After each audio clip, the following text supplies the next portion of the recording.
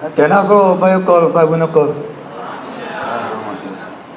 Myongol kinoteka job itu muskilor wallaya. Kador kuri tor tukum itu.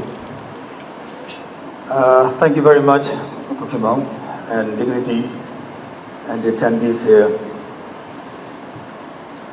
I would have said it is a privilege to be here, but unfortunately, I'm representing a people who are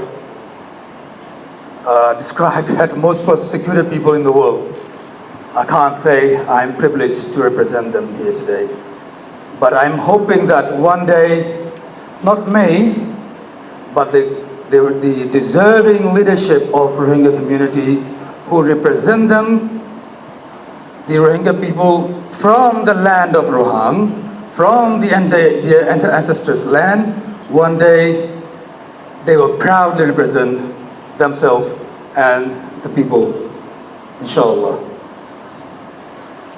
We have heard today, a lot of our brothers and sisters have shared their experience and what had happened to them, to their people, well, my people. And I'm not going to repeat that for sure. But I think I would like to address, as you can see, I'm not prepared with my speech today, but I think I would like to say what everybody wants to say, but not saying because they are too political, or maybe politically not correct, or maybe they want to be too diplomatic. I would like to say, you know, we are a victim of genocidal regime and victim of a very neo-Nazi racist type of people, Rakhine, AA. And AA is a neo-Nazi organization, you must understand this. AA do not want, not Rohingya, but anyone who differs them, who is different, they do not want them in the land.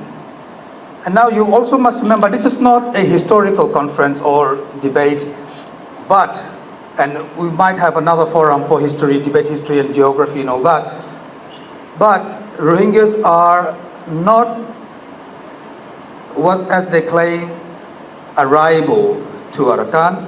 Rohingyas are the son of Arakan, son of Rohang. Rohingyas are the people of Rohang.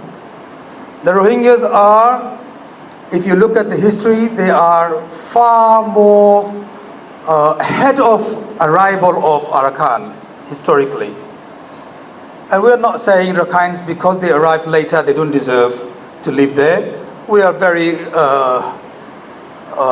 kind people. Rohingyas are generally very kind people.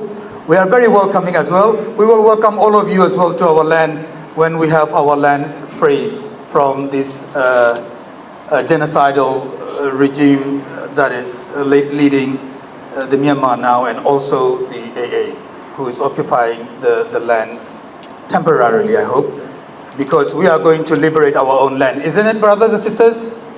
Yes, yes, thank you. On that note, I would like to say, what do we need for repatriation? What do we need for safety?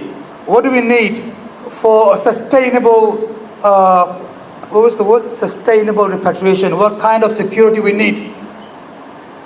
The kind of security we need is to empower our own people to be the protector of our people.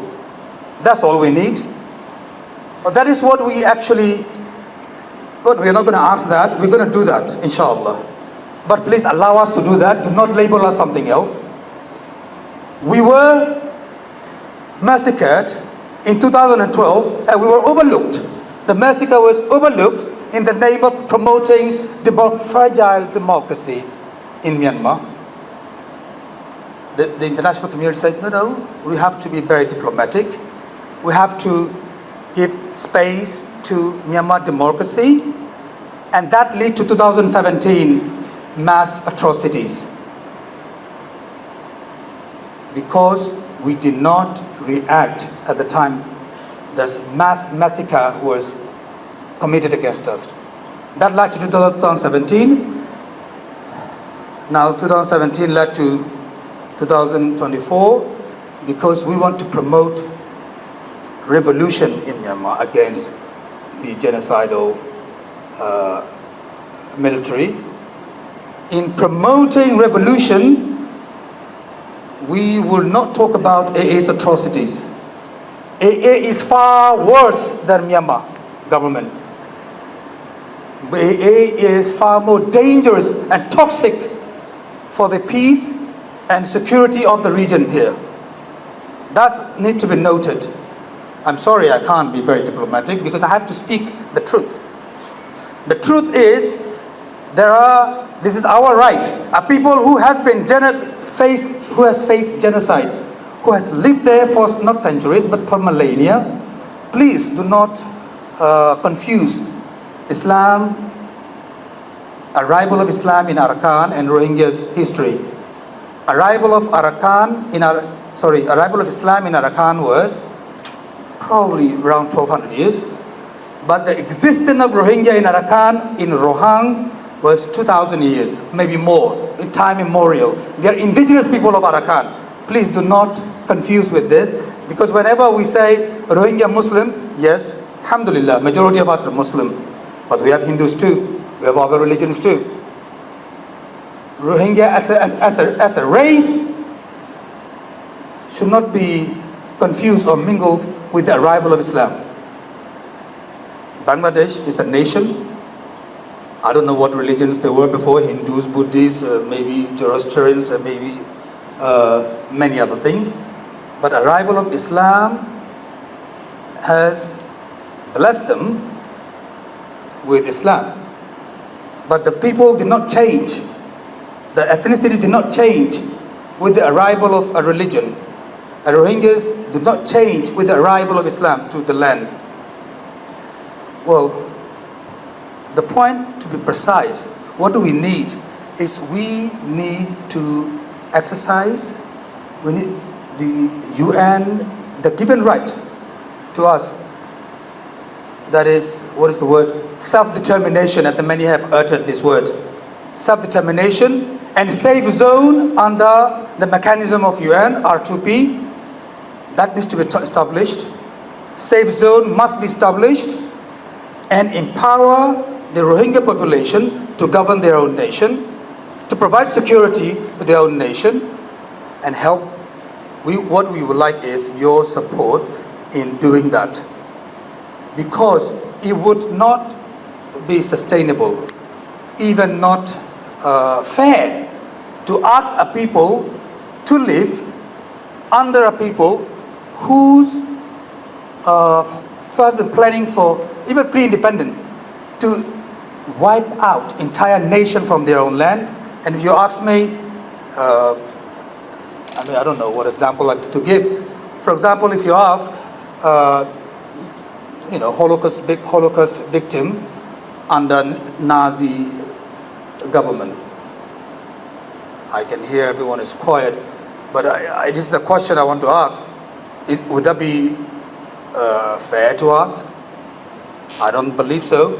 Therefore, I would like to request to my own people as well that self-determination and I will be a minute. Thank you. Thank you. I got your signal. But let me be clear. For example, we are the citizen of the land. We don't need to ask anybody. The Bangladeshi did not ask citizen from anybody because they liberated their land. Their citizenship was granted for them.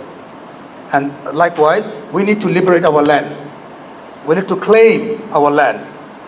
We need to claim our land the way everybody else claimed. I hope you understand what I'm saying. And safe zone is very, very important. Thank you very much. I hope you got my lesson.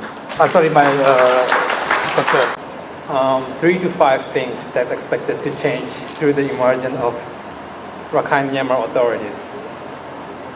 I think obviously justice and accountability before anything could even take place to think need to be there.